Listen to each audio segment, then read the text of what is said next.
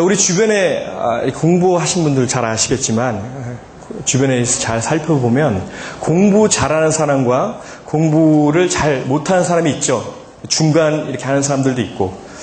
자, 우리는 다 공부를 다 똑같이 잘할 수 없습니다. 또 개인적으로 어떤 사람은 머리가 조금 더 좋고 어떤 사람은 공부에 머리가 없는 사람들이 있어요. 그래서 좀 그런 분들은 남들보다 훨씬 더 노력을 많이 해도 정말 2배, 3배 노력해도 공부 머리가 타고난 사람들과 비교해서 아무리 노력해도 안 되시는 분들이 사실 있습니다. 자, 우리가 이렇게 공부를 다 똑같이 잘할 수 없지만 가만히 살펴보면 머리가 좀 안 따라주는 거 빼놓고는 공부 못 하시는 분들이 사실 이유가 다 있는 것 같아요. 여러 가지 이유가 있겠죠. 제가 아까도 말씀드렸다시피 공부 머리가 안 되신 분들, 아니면 평소에 공부에 대해서 관심이 없으신 분들, 평상시에는 막 힘이 넘치다가 책만 딱 펴면은 글씨 몇 줄만 읽으면 졸음이 오시는 분들, 집중을 잘 못하시는 분들, 평소에 공부를 미리미리 안 하시는 분들, 여러 가지 이유가 있겠죠. 자, 하지만 공부 잘하는 사람들을 잘 살펴보면 대부분 막판 총정리 복습을 굉장히 철저히 잘 합니다. 그리고 요령 있게 잘해요. 막판에 뒷심이 있다는 얘기예요. 그래서 학기가 마지막으로, 이제 세미스터가 마지막으로 이렇게 접어들수록 절대로 이런 친구들은 수업을 빠지지 않고 잘 참석을 합니다. 왜 그럴까요? 수업이 막바지에 접어들수록 선생님이 중요한 요점들을 잘 정리해서 전달을 해주기 때문에 이런 친구들은 세미스터가 막바지로 접어들수록 절대로 수업을 빠지지 않습니다. 자, 그런데 꼭 공부 못하는 학생들 보면 막판 되면 수업에 잘 안 가죠. 여기 호주는 대학이 한국처럼 렉처만 있는 게 아니라 렉처, 튜토리얼 나눠져 있기 때문에 뭐 렉처 안 들어가도 체크 안 하잖아요. 그죠? 자, 그러니까 대부분 렉처를 다 빠져버립니다. 그리고 자기 혼자 할 수 있다고 생각을 하는데 이런 친구들은 대부분 공부 잘 못해요. 겨우 파스하거나 아니면 나중에 재시험 보거나 막 이런 경우를 제가 많이 봤어요. 뒷심이 약해서 그래요. 처음엔 잘 하다가 나중에 막판 되니까 이제 나가 떨어지고 힘이 지쳐서 공부하는 의욕이 떨어지는 그런 분들 제가 많이 봤습니다. 자, 이렇게 되면 아무런 소용이 없습니다. 아무리 우리가 보통 대학교가 한 12주, 13주 정도 기간이 있으면은 뭐 한 8주, 9주 열심히 공부한다 하더라도 나중에 2, 3주를 공부를 잘 정리를 못하면 결국은 점수가 잘 안 나와요. 자, 오늘 말씀에 나온 예수님, 우리 예수님도 부활한 후 40일 동안에 자신이 지난 3년 동안 제자들에게 가르쳤던 그 가르침을 가장 중요한 핵심 포인트만 뽑아서 제자들에게 가르치시는 장면이 오늘 우리가 읽었던 그 말씀 가운데 나옵니다. 다시 말해서 제자들에게 복습시켜주고 계시는 거예요. 그리고 예수님은 이 마지막 총정리의 내용을 크게 2가지로 압축시켜서 제자들에게 말씀하고 계세요. 자, 때문에 오늘 우리가 이 말씀을 우리가 대할 때 하나님의 백성으로 살기 위해서 가장 중요한 핵심 포인트를 저와 여러분에게 하나님께서 오늘 주시는 그런 중요한 순간입니다. 때문에 우리가 이 말씀을 받을 때 좀 집중했으면 좋겠어요. 그럼 4절과 5절 말씀을 함께 보도록 하겠습니다. 사도행전 1장 4절과 5절 말씀 함께 읽겠습니다. 시작. 그들과 함께 모였을 때 예수께서 이렇게 명령하셨습니다. 예루살렘을 떠나지 말고 너희가 내게 들은 대로 내 아버지가 약속하신 선물을 기다리라. 요한은 물로 세례를 주었지만 너희는 며칠 안에 성령으로 세례를 받을 것이다. 자, 예수님의 가르침 중에 가장 중요한 첫 번째 핵심 포인트.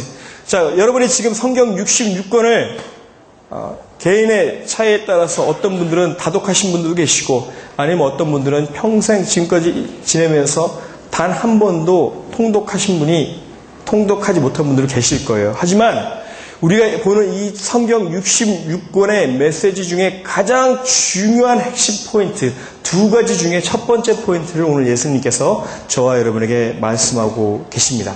뭡니까? 성령으로 세례를 받으라 라고 말씀하고 계세요. 자, 그러시면서 동시에 5절 말씀을 잘 보시면 예수님께서 요한의 물세례에 대해서도 말씀하고 계십니다.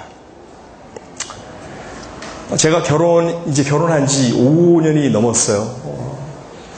제가 결혼한 지 얼마 안 된 것 같은데, 시간이 참 그러면 빨리 지나더라고요. 것을 굉장히 잘 느낄 수가 있습니다. 나이가 이제 30이 넘으면 더 심하고요. 35이 넘으면 더 심하다고 그러는데, 진짜 그렇더라고요. 그래서 얼마 전에 우리 그 정민 형제와, 선민 형제, 미안해요. 요즘 막 이름이 헷갈려가지고. 선민 형제와 정하자매, 오늘 일부 예배에 왔다 갔는데, 결혼할 때 그 친구들 보면서 그런 생각을 했어요. 나도 저 때가 있었는데.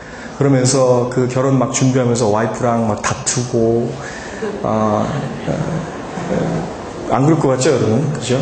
잘 친하게 지내다가도 사랑하고 그러다가도 결혼할 때 되면 뭐 혼수 준비하고, 뭐 예물 준비하고, 신혼여행 뭐 준비하고 그러다 보면 서로 의견 충돌이 생깁니다. 안 그럴 수도 있지만은 대부분 생기게 돼요. 그래서 저는 그때 한참 신학교 다니는 신학생이었고, 그 결혼 자체를 좀 이렇게, 저희 부모님이 별로 이렇게 처음에는 달갑게 생각하지 않으셨어요. 왜냐면 믿지 않는 집안의 장손으로 태어나서 제가 집에서 드려지는 모든 제사를 다 지내야 되는데 그 장손이 신학교를 다니고 또 예수 믿는 며느리와 만나서 결혼하면 저희 아버지가 이렇게 생각하셨다는 것 같아요. 나는 평생 이제 앞으로 죽으면 제사밥 다 얻어먹었다라고 생각하셨던 것 같아요. 별로 좋아하지 않으셨어요. 자, 그런데 그런 가운데서 이제 막 그 결혼을 준비하는 돈이 없잖아요. 그렇죠? 결국 결혼 준비할 때 돈이 이슈가 됩니다. 암만 싸게 하더라도 결국 돈이 이슈가 돼요. 그래서 최대한 간소화하자라고 서로 합의를 받고 저희 아내가 정말 감사하게 이렇게 동의를 해줬어요. 근데 여자로서 사실 평생 꿈꿀 수 있는 그 결혼식의 그 순간을 다들 예쁘게 멋지게 하고 싶은데 그 아내가 그렇게 순수히 이렇게 동의를 했다는 것은 정말 하나님의 큰 은혜라고 생각합니다. 자, 그런데 그 가운데 저한테 정말 남자들은 원래 그 예물이 그 반지, 뭐 목걸이 이런 거에 대해서 중요하게 생각 안 하잖아요. 그래서 속으로 결혼할 때 얘기를 안 꺼냈어요. 저희 아내한테 처음에. 아마 지금도 모를 거예요. 처음에는 반지를 안 해야 되겠다는 생각을 했었어요. 다른 거 다 해도 반지를 하더라도 그냥 금반지, 실반지 있잖아요. 그것만 둘이 서로 주고 받으면 안 될까라고 생각을 하고 주변에 결혼한 친구들한테 물어봤어요. 선배들한테. 나 이럴 생각인데 어떻게 생각하냐고. 모르니까. 난리치더라고요. 그리고 실제로 결혼할 때 그렇게 했던 분이 저한테 얘기를 해줬어요. 지금도 그 소리 한다고. 반지 안 해준 거에 대해서 얘기를 한다고. 그래서 반지를 큰맘 먹고 했습니다. 저는 정말 그 실반지 비슷한 거 하고 저희 아내는 그것도 그래서 그러면 반지 좀 싼 거 그냥 가락지 하나 해주면 안 될까? 그랬더니 절대로 안 된대요. 무조건 뭐가 박혀야 된다고 그래서 정말 큰맘 먹고 반지를 했던 기억이 납니다. 근데 좋은 건 안 했어요. 되게 제일 싼 거로 이렇게 해서 아내한테 줬는데 너무나 기뻐해서 참 저도 좋았는데, 자, 여러분, 제가 지금 반지 얘기를 드렸는데 우리가 반지를 주고받았다고 해서 서로 부부가 된 건 아니죠. 그죠? 그리고 요즘에는 얼마 전에 그런 청년들도 봤는데 만난 지 100일 200일, 300일 그래서 기념 반지 주고 막 그러시더라고요. 그 반지 있다고 해서 결혼한 건 아닙니다. 하지만 반지는 뭐에 불과합니까? 부부가 되었다는, 결혼 반지는 부부가 되었다는 표시와 상징에 불과한 거예요. 그죠? 반지를 주고 받았다고 해서 합법적인 부부가 된다는 것은 아닙니다. 자, 여러분, 요한의 물세례도 이와 같은 개념이에요. 마치 결혼 반지가 부부가 되었다는 표시와 상징에 불과한 것처럼 요한의 물세례 역시 내가 하나님의 자녀가 되었다라는 표시와 상징에 불과한 거예요. 자, 때문에 지금 이 자리 가운데, 지금 이 가운데 저는 목사님 세례 받았습니다 라는 것이 결코 여러분이 구원 받았다라는 것은 아닙니다. 잘 생각하셔야 돼요. 여러분이 물로 세례받았다는 것이 결코 구원받았다고 생각하시면 큰 착각입니다. 자, 하지만 신랑과 신부가 반지를 주고받았지만 결국 많은 사람들이 보는 앞에서 합법적인 결혼식을 올리고 그리고 호주는 사인을 하죠. 그 자리에서 위트니스 사인을 하거든요. 사인하고 그게 여기 그 관리하는 그 오피스에 전달이 되고 서류가 다 왔다 갔다 해야 정식 부부로 등록이 됩니다. 자, 이처럼 이렇게 합법적인 절차를 밟아야 진짜 부부가 되는 것처럼 우리가 성령 세례를 받아야만 하나님의 자녀가 될 수 있다라고 지금 예수님께서 말씀하고 계시는 거예요. 그래서 물세례와 성령 세례를 동시에 말씀하고 계시는 거예요. 자, 지금 5절 말씀에 나온 이 성령 세례, 이 성령 세례를 신약 성경이 쓰여졌던 헬라어 원어 성경으로 보면 이렇게 써 있습니다. baptismai. 이 baptismai는 두 가지 의미가 있습니다. 자, 첫 번째 의미는 성령 세례를 받기 위한 조건이에요. 우리가 성령 세례를 받기 위한 컨디션이 이 단어 안에 숨어 있습니다. 그리고 두 번째 의미는 이 baptismai라는 그 단어 안에 성령 세례의 이 컨디션이 채워질 때, 우리가 성령 세례를 받았을 때 일어나는 현상을 지금 이 5절 말씀 안에서 포함하고 있어요. 자, 첫 번째 성령 세례의 의미.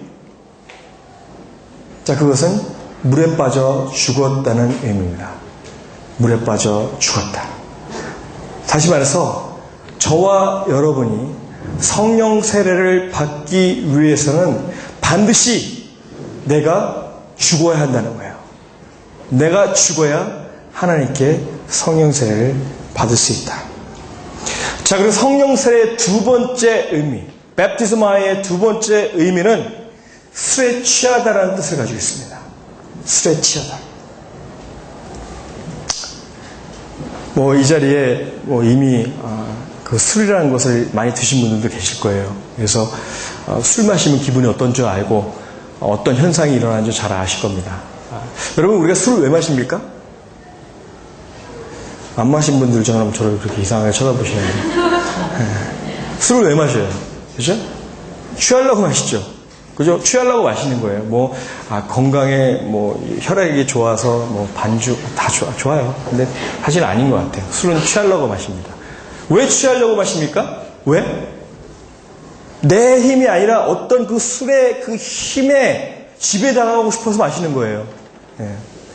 여러분, 저는요, 어렸을 때 가정 환경이 좀 그래서, 우울증이 좀 심했었어요. 저도 몰랐는데, 나중에 시간이 지나고 예수님을 진짜 만나고 예수님과 이렇게 경험을 하다 보니까 그게 우울증이었구나, 약간의 정신병 증상이었구나 라면서 제가 알게 됐어요.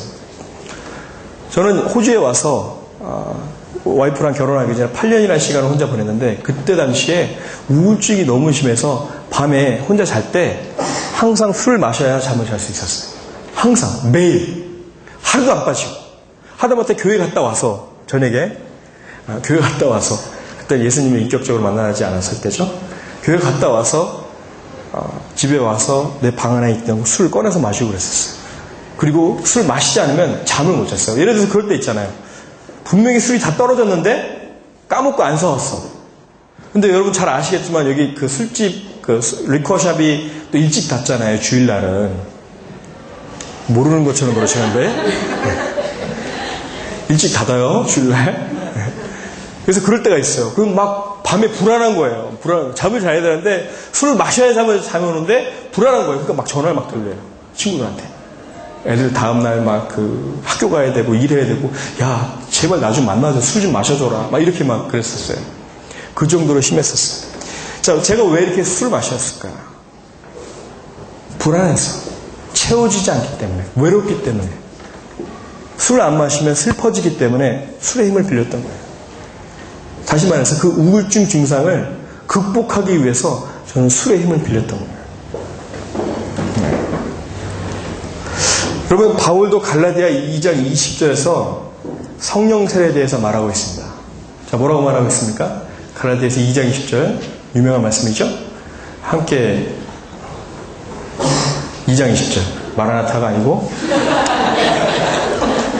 자, 개역개정 성경이 아니기 때문에 저는 이제 대부분 그 성경 암송을 개역개정으로 하잖아요.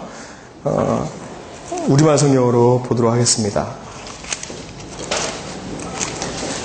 자, 한 가지 더 말씀드릴 것은 우리 이제 1월 달부터 앞에 자막이 안 나갑니다. 그래서 성경이 없으신 분들은 무조건 성경을 다 구입을 하셔야 됩니다. 함께 읽겠습니다. 갈라디아서 2장 20절 함께 읽겠습니다. 시작. 나는 그리스도와 함께 십자가에 못 박혔습니다. 그러므로 이제 더 이상 내가 사는 것이 아니라 내 안에 그리스도께서 사는 것입니다. 지금 내가 육체 가운데 사는 것은 나를 사랑하셔서 나를 위해 자신의 몸을 내주신 하나님의 아들을 믿는 믿음으로 사는 것입니다. 아멘. 자, 여러분, 바울이 말한 것처럼 내가 주님과 함께 십자가에서 못 박혀 죽으면 내 안에 예수님께서 산다라고 바울은 지금 고백하고 있어요. 자, 이게 무슨 말입니까? 마치 내가 술에 취하면 그때부터 내가 아니라 술의 힘이 나를 다스리는 것처럼 내가 죽으면 이젠 내가 아니라 예수님께서 나를 다스리고 지배하고 통치하실 것이다 라고 지금 바울이 고백하고 있는 거예요. 내 힘이 아니라 나의 의지가 아니라 내가 하고 싶은 것이 아니라 이제는 전에는 내가 하고 싶은 거 내 생각대로 다 하며 살았지만 이제 성령 세례를 받은 사람은 예수님 안에서 죽은 사람은 외부적인 external power 성령이 나에게 임하셔서 내 뜻대로 내가 하고 싶은 것이 아니라 예수님께서 원하시는 대로 원하시는 삶을 산다는 거예요. 여러분, 이게 바로 성령 세례 받은 사람이에요.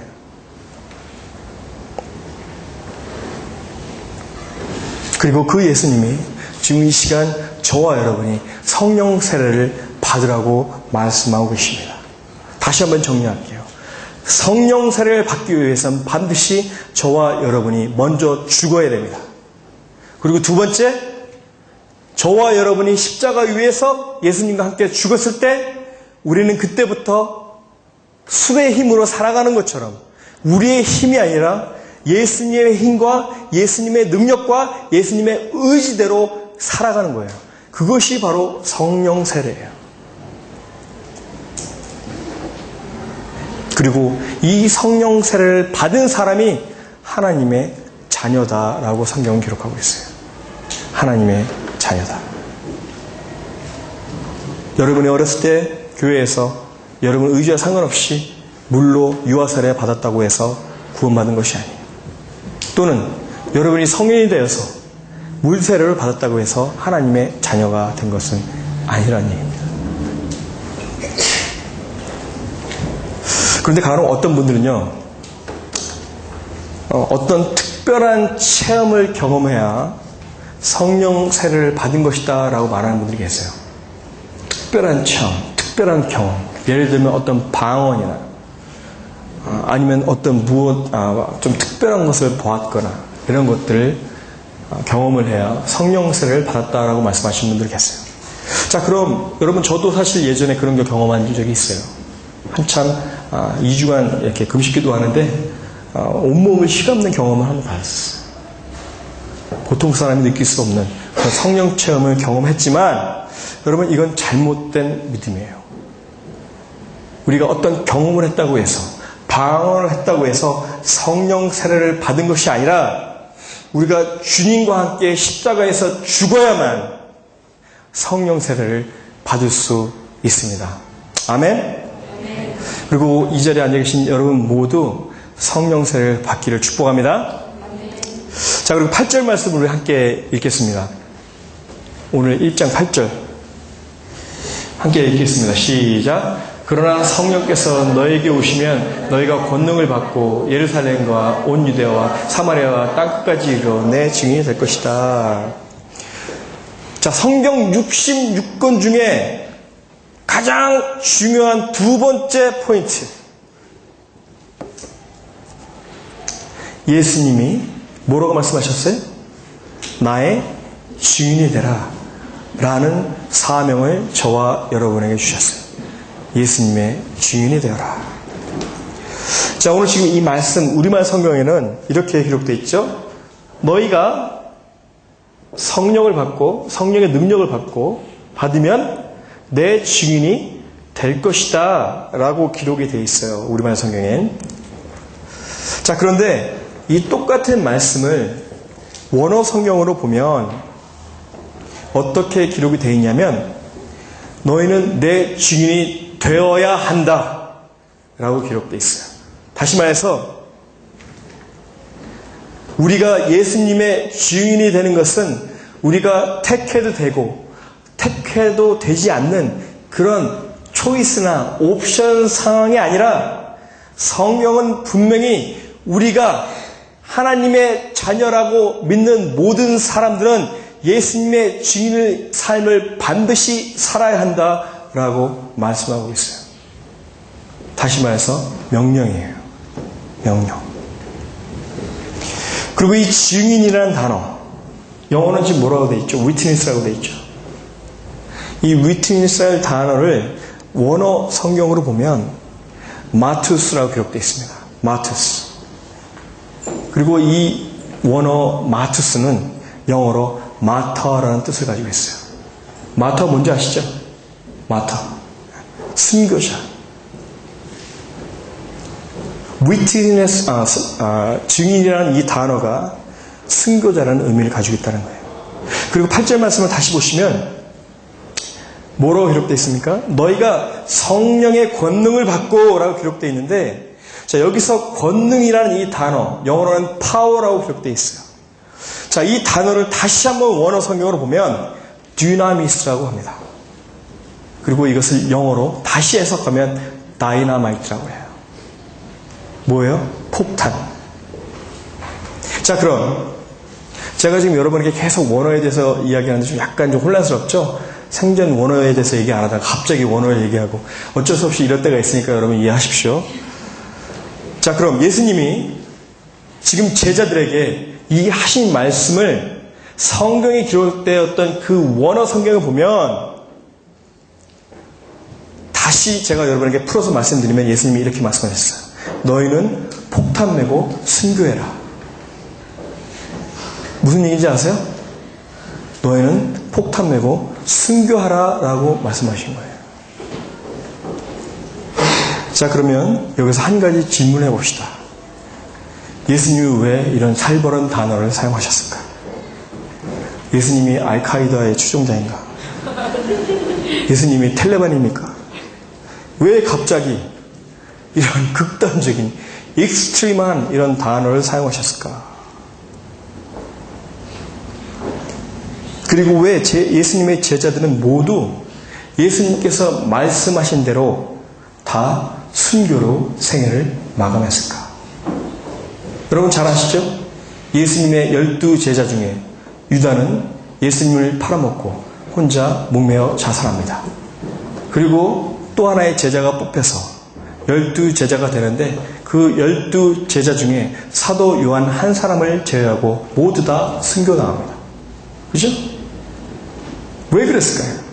왜 그들이 예수님께서 말씀하신 그대로 순교로 생애를 맞이했을까? 왜 그랬을까요? 그럼 그 이유는 아주 간단합니다.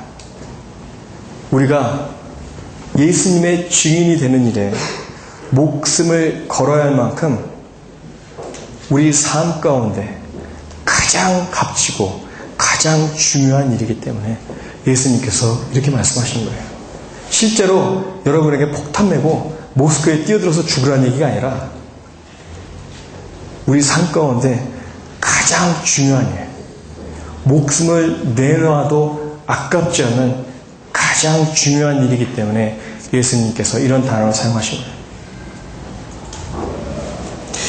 여러분, 우리 대한민국에 복음이 처음 들어온 게 120년 전 일입니다.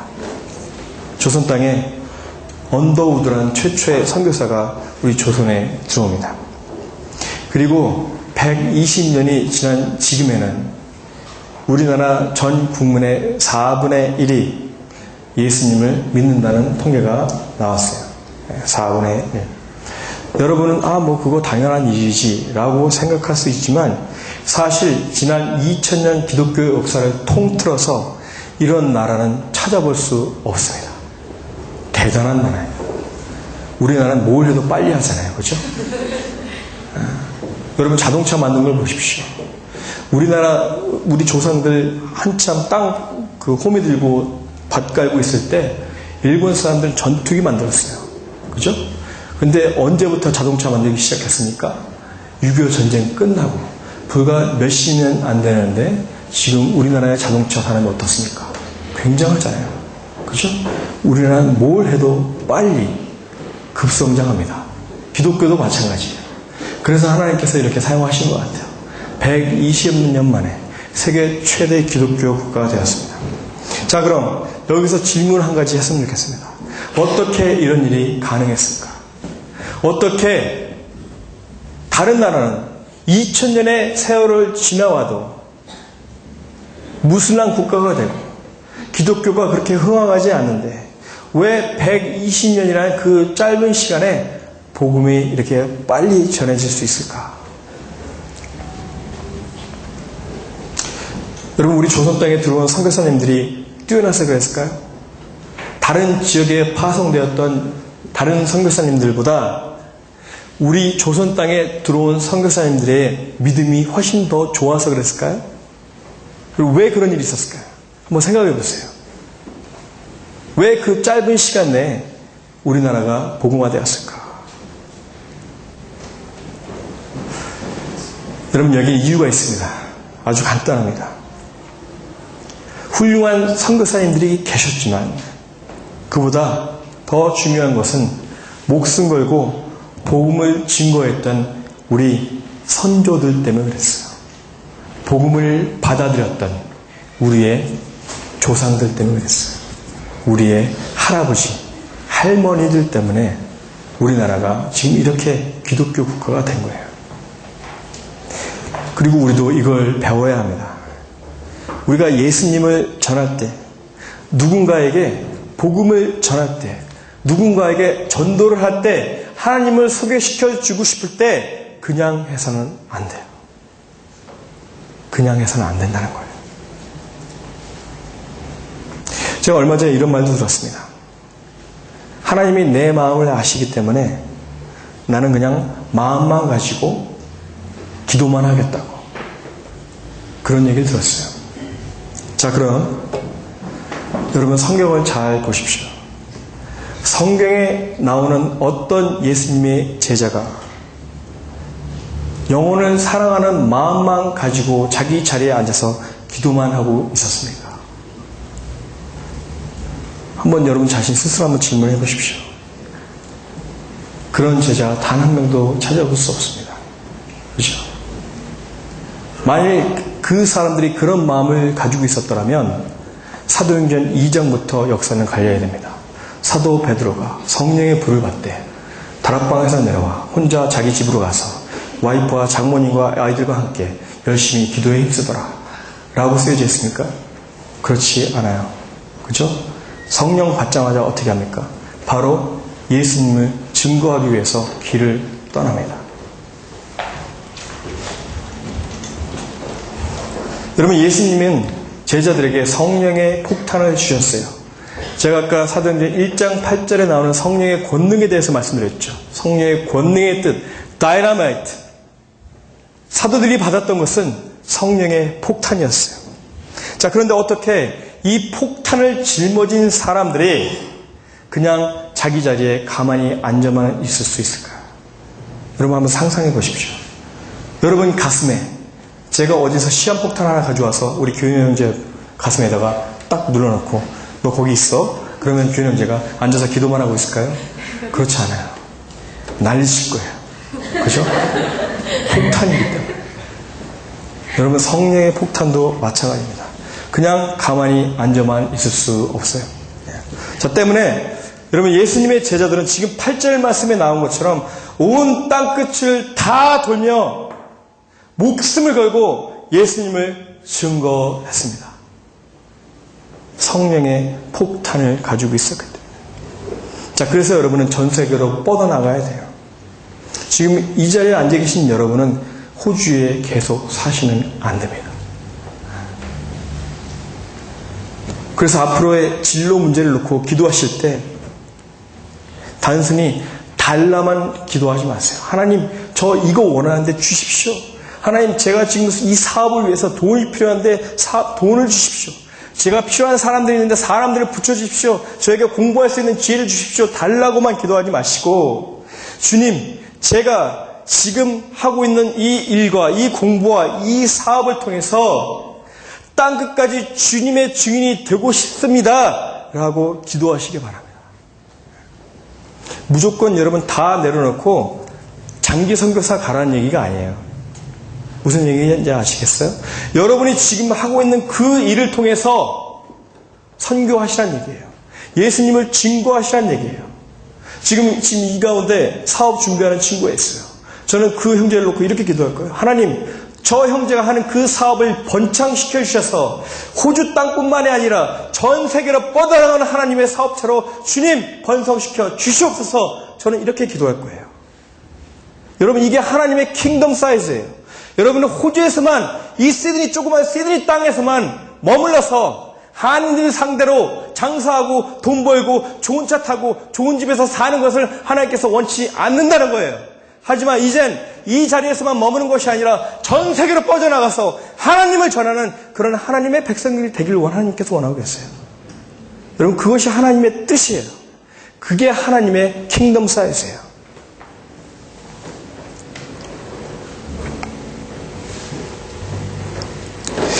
여러분, 코카콜라 좋아하죠? 그죠? 콜라 되게 좋아하는 것 같아요. 예전에 왔던 그 소울싱어스 뚱뚱한 자매 있잖아요. 항상 콜라 있어야 돼요. 어디 가도 콜라만 찾아요. 근데 다이어콕만 찾아요, 또. 그래서 콜라 좋아하시는 분도 있어요. 여러분, 이 코카콜라를 창립했던 아야코카 회장이 이런 말을 했습니다. 인터뷰를 통해서. 지금 내 혈관 속에 코카콜라가 흐르고 있다. 내 혈관 속에 콜라가 흐르고 있대요. 그리고 뭐라고 얘기했는지 아십니까? 나는 지구상에 있는 모든 마을과 모든 민족에게 이 코카콜라를 전파하겠다 라고 선포했어요. 근데 그거 아세요? 현실이 됐어요. 현실이 됐어요. 코카콜라 안 들어간 데가 없어요. 다 들어갔어요. 북한도 들어갔어요. 물론 다 마실 수 있는 건 아니지만 고위층 자녀들은 코카콜라 마시고 다녀요. 여러분, 잘 생각해 보십시오. 이렇게 여러분, 콜라가 뭡니까? 설탕물이에요. 그죠? 그거 먹으면 몸이 좋아집니까? 아니에요.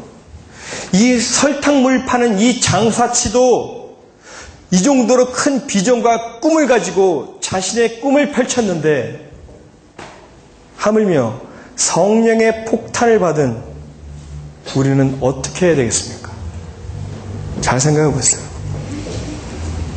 우리도 온 땅을 복음화시키고 온 민족과 온 마을을 하나님을 예배하는 예배처소로 만들겠다는 큰 꿈과 비전을 가지고 있어야 돼요. 그리고 그런 여러분 때문에 이 땅에 있는 모든 마을과 모든 나라와 모든 민족이 코카콜라를 마시는 것이 아니라 하나님을 예배하는 그런 역사가 일어나야 됩니다. 그런 여러분이 되시기를 축복합니다. 자, 그리고 오늘 8절 말씀 여러분 다시 보시면요. 예수님께서 이렇게 말씀하셨어요. 예루살렘과 온 유대와 사마리아에 내 증인이 되라 라고 말씀하셨어요. 자, 지금 이것은 너희가 해외로만 뻗어나가는 것이 아니라 너희가 지금 살고 있는 그 땅, 다시 말해서 지금 살고 있는 이 시드니 땅을 의미하는 거예요. 이 시드니 땅을 변화시키는 선교사가 되라라고 말씀하고 계세요. 여러분, 우리 지금 인도네시아 가는 팀들이 매주 모이고 있고 예배만 드리는 것이 아니라 주중에 조별로 따로 만나서 요즘 노방전도를 나갑니다. 그리고 저희가 3개 지역을 나갔었어요. 스트라스필드랑 리드컴이랑 어번을 나갔었는데 이제는 그 지역을 하나로 그 타겟을 주고 어번이라는 지역을 나갑니다. 여러분 어번 가보셨죠? 별로 가고 싶지 않는 동네예요. 그렇죠? 특히 밤 되면 굉장히 살벌하고 이렇게 매년 신문에 그 결과 보면 이 얘기 들으면 별로 가고 싶지 않을 것 같은데 그 범죄 그 발생률 항상 톱 넘버 5 안에 들어가고 그런 지역이에요. 우리가 그곳에 가서 지금 노방 전도를 하고 있는데 얼마 전에 한 조가 거기 나가서 이렇게 전도를 하다가 한 청년을 만났다고 합니다. 뭐 아시는 분은 다 아시겠지만 이 청년은 아프가니스탄에서 왔어요. 그리고 이 청년의 어머니와 아버지는 아프가니스탄에서 집에서 밥 먹다가 탈레반이 지나가면서 쏜 총에 맞아서 죽었답니다. 그러니 여러분 이 청년이 얼마나 탈레반에 대한 반감이 있겠어요. 상처가 있겠어요. 그리고 자기의 와이프와 아이들은 이란이라는 곳에 이란에 피신시켜놓고 자기만 지금 이곳에 와서 혼자 살고 있답니다. 여러분 이런 사람들이 너무나 많아요. 우리 주변에 우리가 굳이 아프가니스탄에 가지 않아도 이란과 이라크에 가지 않아도 우리 지척에 여기서 차 몰고 3분만 가면 그렇게 상처받은 영혼들이 깔려있다는 얘기예요. 그리고 그 사람들은 우리가 만나주길 기다리고 있어요.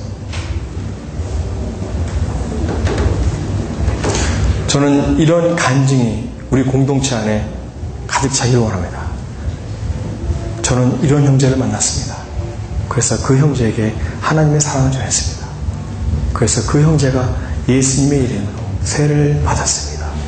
라는 간증이 저희 공동체 안에 넘쳐나기를 원합니다. 여러분, 여러분이 이 시드니 땅의 유일한 희망이에요. 이 땅에는 교회들 다 죽었어요. 우리 앞으로 살아날 희망이 없어요. 하지만 하나님께서 여러분을 이 땅에 보내신 유효한 목적은 이 땅에 무너진 예배와 이 땅 가운데 거하고 있는 그 상처받은 영혼들을 품으라고 하나님께서 이 땅에 보내셨습니다. 그리고 여러분 때문에 이 시드니 땅에 주님의 나라가 임할 줄 믿습니다. 자, 마지막으로 오늘 9절과 10절 말씀을 보시면 예수님이 이제 이 모든 말씀을 다 마치시고 하늘로 올라가시는 장면이 나옵니다. 예수님이 지금 제자들에게 유언같이 말씀하셨어요.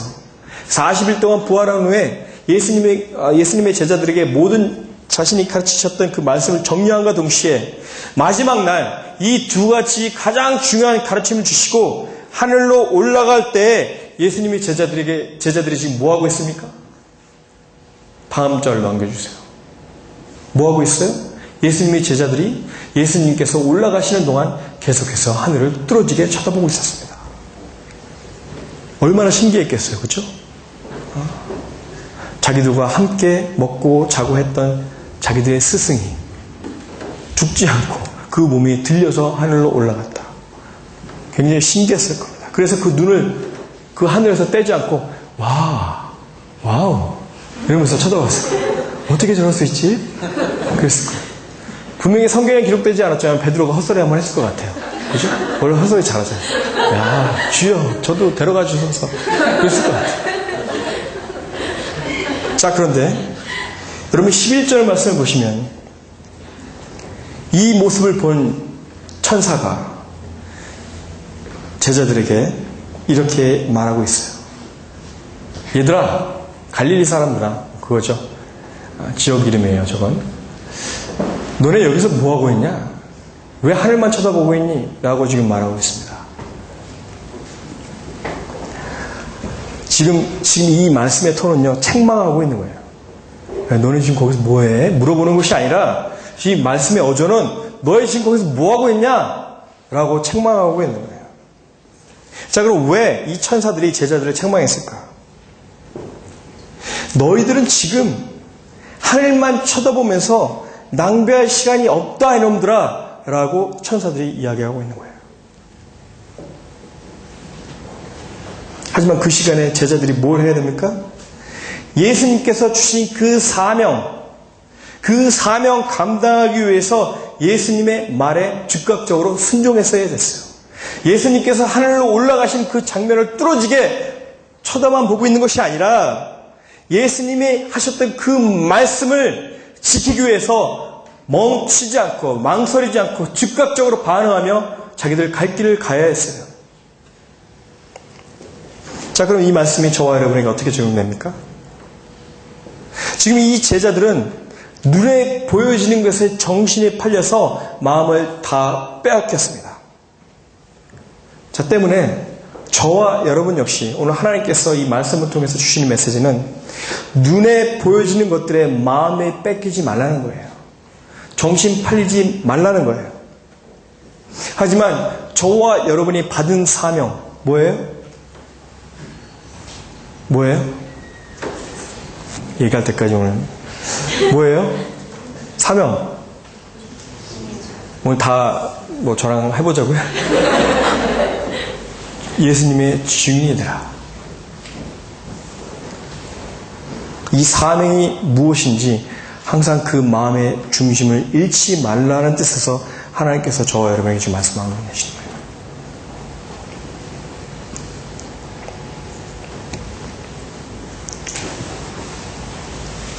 여러분, 우리는 눈앞에 보여지는 것에 의해서 우리 감정이 지배됩니다. 그리고 눈앞에 보여지는 그 현상 때문에 우리 인생이 좌지우지돼요. 왜 그렇습니까? 왜 그럴까요? 내 사명이 뭔지 있기 때문에.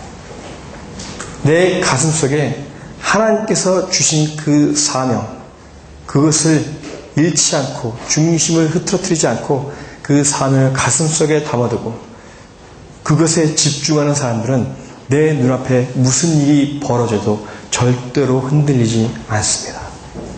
여러분 살다 보면 어려운 일이 생길 수도 있어요.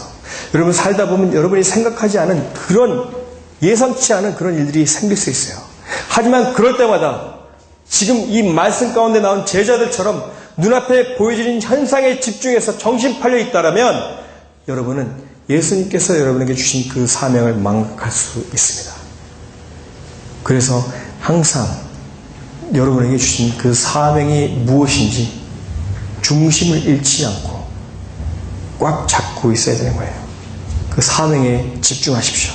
그리고 그 사명을 쫓아 살으십시오.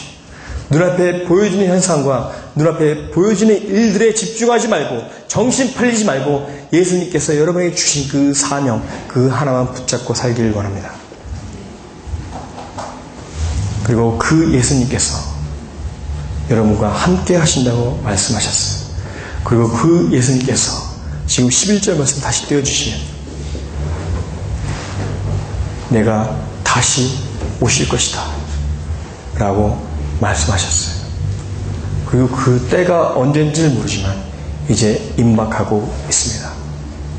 그리고 저와 여러분에게 주셨던 이 사명 잘 감당했는지 아닌지 분명히 예수님께서 물으실 때가 있으실 거예요.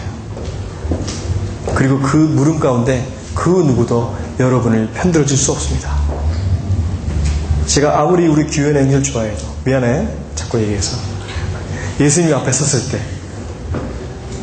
예수님과 둘이 대화할 때 예수님 규현이가 이거 잘했어요 저거 잘했어요 너무 좋았어요 라고 해서 이렇게 더 들어줄 수 있을까요? 그렇지 않습니다. 주님 앞에 섰을 때 주님과 유일하게 대화할 수 있는 상대는 규현은 이제 혼자예요. 여러분도 마찬가지입니다. 여러분이 살아왔던 그 길, 여러분이 맺었던 그 열매를 놓고 분명히 주님께서는 여러분에게 물으실 겁니다. 내가 너에게 주었던 그 사명 잘 감당했느냐? 그것 딱 하나 물어보실 것입니다. 그리고 그 가운데 잘했다, 나의 충성된 종아 라고 칭찬받는 여러분이 되시기를 주님의 이름으로 축복합니다. 기도하겠습니다.